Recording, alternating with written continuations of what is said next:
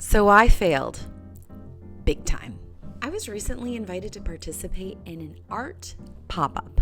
If you haven't heard of this either, it's basically like a small exhibit, maybe one day, or for this one, just like 2 hours. The host told me that this one would have a theme, notably suffering and beauty.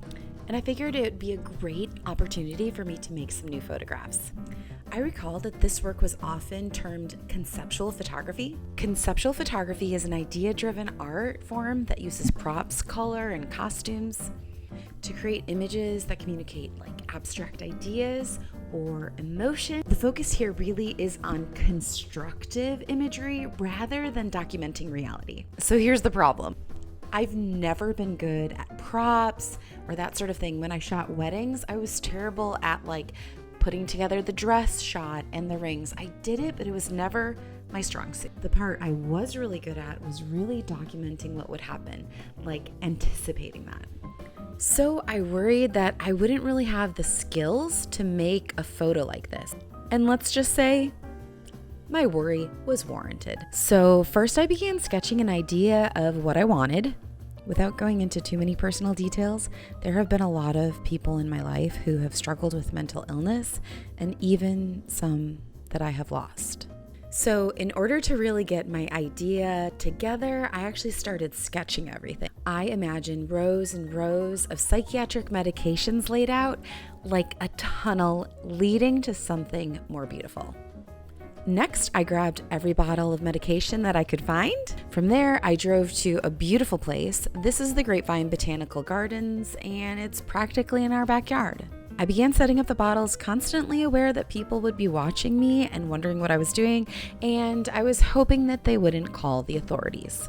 So I've really been limiting myself to one camera and one lens, one 35mm focal length equivalent. And I think midway through the shoot, I started realizing this was not the right camera for the job. I felt like I couldn't communicate what I was trying to do. I couldn't get that imagery.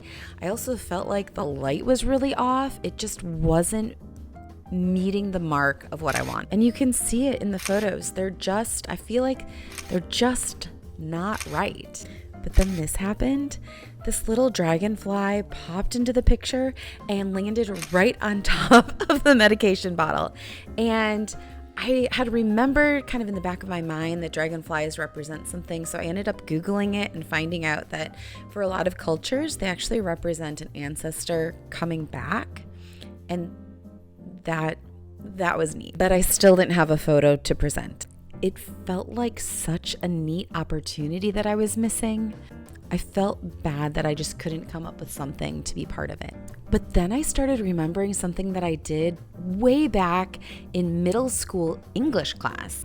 When you're having trouble coming up with words, what we did was go to like a newspaper or a magazine, and we would just start circling the words that would create meaning for us. And this was called found poetry. And I wondered if I could do the same thing for photography. I started wondering if I could find meaning in a photograph that I had already taken. So I came upon this photo from like a week prior. Our family was at an art fair, and one of my daughters was walking through this area, and it was really pretty. It was a heart photo. It wasn't necessarily something that I was conjuring up in my mind. But I looked at it now from a different lens of suffering and beauty, and I began to see this is what it feels like to be the parent of a child with mental illness. You hope that there is this giant light at the end of the tunnel, but it's these little lights along the way that are helping you through, these glimmers that get you down the right path. They're the pieces that help you keep going. So I sent a text message over to the host, and they said that the image and the idea would fit their event really well. So with not much time to spare, I sent the image to my lab and just hoped that it would make it here in time. It can take up to about a week for print to get back. And last night at like 11 p.m., I saw that I had a message from my lab that it was on its way and it should arrive. 2 days before, I was so excited to see the UPS guy drop it off. But What? You're kidding me. it was the wrong print. It was someone else's image.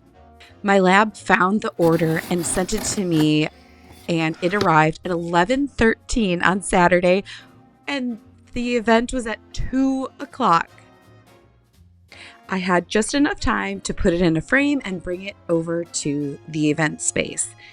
I still can't believe how close to the wire this was, but the event was absolutely exactly what I had imagined something like this would be. I was honored to be one of the artists featured at the first ever art pop-up for H3 Experiences, an organization which brings the power of art to truly open up the conversation of anxiety, mental health, and deep healing. This is new, and this is so exciting. This project has taught me a lot. I am terrible at setups. Confirmed. Capturing moments, that's how my heart works best. But now I realize that I can take that heart meaning later and pour it into how I show my work. I love that I can find meaning in my photographs after I take them. Have you ever tried anything like this? Which process works better for you? Setting something up to show meaning, or finding meaning in the work that you've already done? I would love to hear more.